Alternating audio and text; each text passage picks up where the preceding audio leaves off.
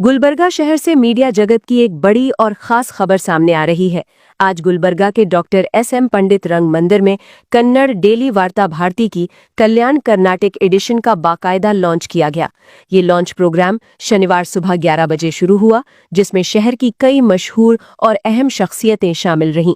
इस खास मौके पर हाफिज सैयद मोहम्मद अली अल हुसैनी साहब, सज्जादा नशीन, दरगाह हजरत ख्वाजा बंदा नवाज आरिच और chairman Karnataka state board of औकाफ और कर्नाटक विधानसभा के स्पीकर जनाब यूटी खादर साहब और द वायर के editor in chief Siddharth Varadarajan ने वार्ता भारती की कल्याण कर्नाटक एडिशन को रस्मी तौर पर लॉन्च किया। प्रोग्राम में मशहूर बहुभाषी अभिनेता और सोशल एक्टिविस्ट प्रकाश राज, राज्य स्मॉल इंडस्ट्रीज और पब्लिक एंटरप्राइजेस के मंत्री शरण बसप्पा दर्शनापुर, राज्य म्युनिसिपल एडमिनिस्ट्रेशन और हज मंत्री Rahim Khan, state policy and planning commission के वाइस चेयरमैन और आलंद विधायक बी.आर. पाटिल और कलबुर्गी साउथ विधायक आलम प्रभु पाटिल चीफ गेस्ट्स के तौर पर मौजूद रहे।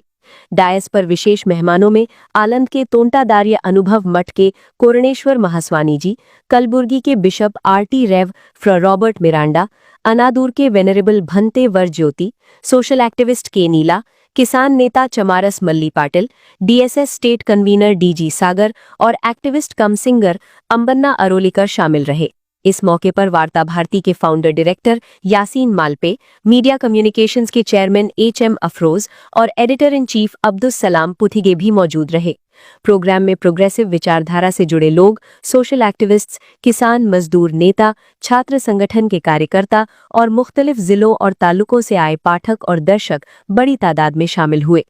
गुलबर्गा से ये थी वार्ता भारती कल्याण कर्नाटक एडिशन के लॉन्च की एक खास रिपोर्ट। ಮಾಧ್ಯಮ ಕ್ಷೇತ್ರದಲ್ಲಿ ವಿಶೇಷ ಗೌರವ ಪಡೆದಿರುವಂತಹ ದಿ ವಾಯರ್ ಸಂಸ್ಥೆಯ ಪ್ರಧಾನ ಸಂಪಾದಕರಾಗಿರುವಂತಹ ಸಿದ್ಧಾರ್ಥ ವರದರಾಜನ್ ಅವರೇ, ಇವತ್ತಿನ ಆವೃತ್ತಿಯನ್ನು ಲಾಂಚ್ ಮಾಡಲಿಕ್ಕಿರುವಂತಹ ನಮ್ಮ ಗೌರವಿತರು ಕರ್ನಾಟಕ ರಾಜ್ಯದ ಸಚಿವರಾಗಿರುವಂತಹ ದರ್ಶನ್ಪುರ್ ಅವರೇ, ನನ್ನ ಆತ್ಮೀಯರು, ಸಹೋದ್ಯೋಗಿಗಳು, ಸಾಮಾಜಿಕವಾಗಿಯೂ ರಾಜಕೀಯವಾಗಿಯೂ ತನ್ನ ಸೇವೆಯನ್ನು ಸಮಾಜಕ್ಕೆ ಅರ್ಪಿಸಿರುವಂತಹ ನನ್ನ ಸನ್ಮಿತ್ರರಾಗಿರುವಂತಹ ಇವತ್ತಿನ ಆಯುಧ ಸಂಪಾದಕರ ಸಂಘ ಬಿಡುಗಡೆ ಮಾಡಿರುವಂತಹ ಗೌರವಾನ್ವಿತ ಪ್ರಕಾಶ್ ರಾಜ್ ಅವರೇ, ವೇದಿಕೆ ಮೇಲೆ ಉಪಸ್ಥಿತವಂತಹ ನಮ್ಮ ಸಚಿವರು ಸನ್ಮಿತ್ರರಾಗಿರುವಂತಹ ರಹೀಂ ಖಾನ್ ಅವರೇ, ಅದೇ ರೀತಿ ನಮ್ಮ ಜೊತೆ ವೇದಿಕೆ ಮೇಲೆ ಉಪಸ್ಥಿತವಂತಹ ಗೌರವ ಶಾಸಕ ಮಿತ್ರವಂತಹ ಬಿ.ಆರ್. ಪಾಟೀಲ್ ಅವರೇ, ಆಲಂ ಪ್ರಭು ಪಾಟೀಲ್ ಅವರೇ, ಗುಲ್ಬರ್ಗಾದ ಇತಿಹಾಸ ಪ್ರಸಿದ್ಧ ಪವಿತ್ರವಾದ ಖ್ವಾಜಾ ಬಂದ ನವಾಜ್ ವರ್ಗದ ಮುಖ್ಯಸ್ಥರು, ರಾಜ್ಯದ ವಫ್ ಕಮಿಟಿಯ ಅಧ್ಯಕ್ಷರು ಗೌರವಾದಂತಹ ಸನ್ಮಿತವಂತ ಅಲಿಬಾಬ್ರವರೇ, ಅದೇ ವೇದಿಕೆ ಮೇಲೆ ಉಪಸ್ಥಿತ ಬಯಸ್ತೇನೆ.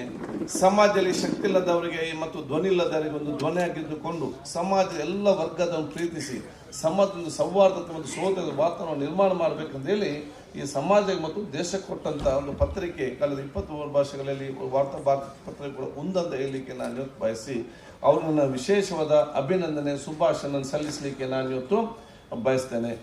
ಅದೇ ರೀತಿ ಬಹುಶಃ ನಾನು ದೀರ್ಘವಾಗಿ ನಾನು ಹೇಳಿ ನೀವೆಲ್ಲರಿಗೂ ನಮ್ಗಿಂತ ಬಹಳಷ್ಟು ಮಾಧ್ಯಮದ ಕ್ಷೇತ್ರದಲ್ಲಿ ಅಥವಾ ಇನ್ನಿತರ ವಿಚಾರದಲ್ಲಿ ತಾವೆಲ್ಲ ತಿಳ್ಕೊಂಡು ಇವತ್ತು ಬಂದವರೇ, ಆದಾಗ ನಾವು ಯಾವಾಗಲೂ ಹೇಳ್ತಾ ಇರ್ತೇವೆ, ಪತ್ರಿಕಾ ಕ್ಷೇತ್ರವು ಪ್ರಜಾಪ್ರಭುತ್ವದ ಇವತ್ತು 4ನೇ ಸ್ತಂಭವಾಗಿ ನಾವು ಇವತ್ತು ಕರಿತೇವೆ, the 4th pillar of the democracy.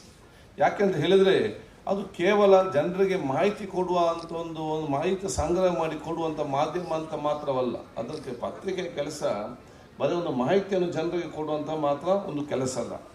ಅದು ಪತ್ರಿಕೆ ಯಾವಾಗಲೂ ಕೂಡ ಅದೊಂದು ಸಾಮಾಜಿಕ ಜವಾಬ್ದಾರಿಯ ಪ್ರತೀಕ. ಸಮಾಜದಲ್ಲಿ ಎಲ್ಲ ಆಗು ಹೋಗುಗಳು ವಿಶೇಷ ಜವಾಬ್ದಾರಿ ವಹಿಸಿಕೊಂಡು ಕಾರ್ಯನಿರ್ವಹಿಸುವಂತಹ ದೊಡ್ಡ ಮಟ್ಟದೊಂದು ಶಕ್ತಿ ಮತ್ತು ಪ್ರತೀಕ ಆಗಿದೆ ಅಂತ ಹೇಳಲಿಕ್ಕೆ ನಾನು ಇವತ್ತು ಬಯಸ್ತೇನೆ. ಅದೇ ರೀತಿ ಮಾನವೀಯ ಮೌಲ್ಯಗಳ ಒಂದು ಪ್ರತಿಧ್ವನಿ ಇವತ್ತು ಆಗಬೇಕಾಗ್ತದೆ. ಸಮಾಜದ ಮಾನವೀಯತೆ ಮತ್ತು ಮೌಲ್ಯಗಳ ಅದು ಜನರಿಗೆ ಮುಟ್ಟಿಸಿಕೊಂಡು ಪ್ರೇರಿಸಿಕೊಂಡು ಜನರನ್ನು ಕೂಡ ಇವತ್ತು ಅದೇ ರೀತಿ ಅವರ ವ್ಯಕ್ತಿತ್ವ ಮಾನವೀಯ ಮೌಲ್ಯಗಳನ್ನು ವ್ಯಕ್ತಿತ್ವವನ್ನು ಬೆಳೆಸಿಕೊಳ್ಳಲಿಕ್ಕೆ ಪ್ರೇರಣೆ ಕೊಡುವಂಥ ಪ್ರತಿಕ್ರಿಯೆ ಕೂಡ ಇವತ್ತು ಆಗಬೇಕಂತ ಹೇಳಲಿಕ್ಕೆ ಇಚ್ಛಿಸುವಂಥ. ಆದ ಕಾರಣ ಪ್ರತಿಯೊಬ್ಬರು ಯಾವಾಗಲೂ ಕೂಡ ನಮ್ಮ ಸಂಸ್ಕೃತಿಯ ಪ್ರಬಲ ಶಕ್ತಿಯಾಗಿ